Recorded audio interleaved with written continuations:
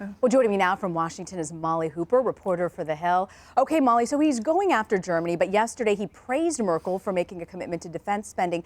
What's your take on the meeting yesterday? Well, the meeting it was very interesting. However, we were up on Capitol Hill all day, and for the most part, it was healthcare, wiretapping, and then after work, oh gosh, Merkel was here.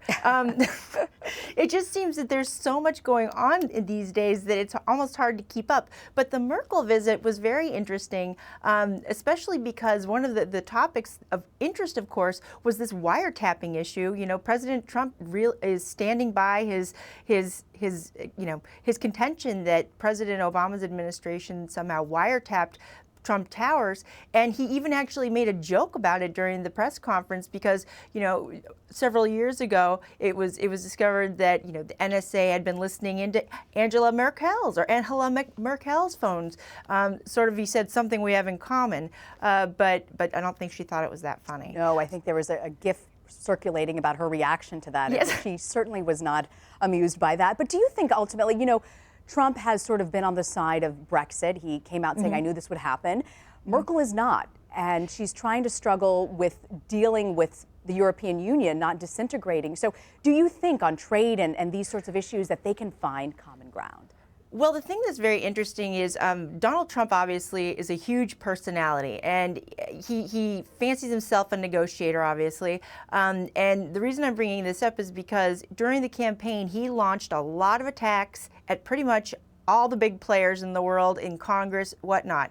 Now, after he became president, a lot of the politicians in this country that he has to work with seem to have, you know, moved on, and now they're working on cutting deals having to do with health care and other things. But, you know, there are some personalities that just don't respond well to the attacks. And he was very hard on Germany during the election, especially regarding the immigration policies and what he says basically are open borders causing a huge problem of refugees in that country.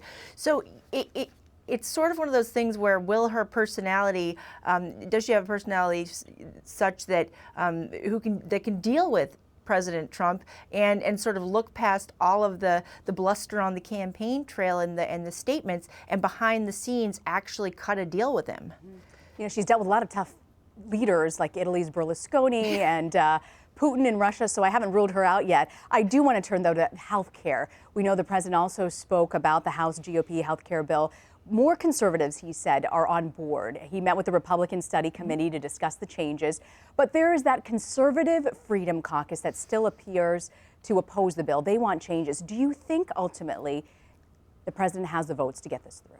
Well, he doesn't have them now. However, he's making a full court press to get them there. And that's one thing that Speaker Paul Ryan, quite a few lawmakers who are in the leadership circles have said to me on the record, off the record, that President Trump has really stepped up in ways that they've never seen a Republican president, well, with the exception of Reagan, of course, and get involved and really try to strike deals with the members of the conference. He wants this to pass, and in fact, one congressman called him the chief closer. Now, I don't know if they want to call him a closer yet because the vote hasn't been taken. However, he is picking up votes, and it really is his efforts. Congressman Tom Cole actually told me, you know, if we do get to say Wednesday and we don't have the magic number of 216, it would really benefit the House conference to have President Trump come up to Capitol Hill and talk to them, you know, in a closed-door meeting, because he does have that much sway, and I think that much commitment to this issue, and I think that is something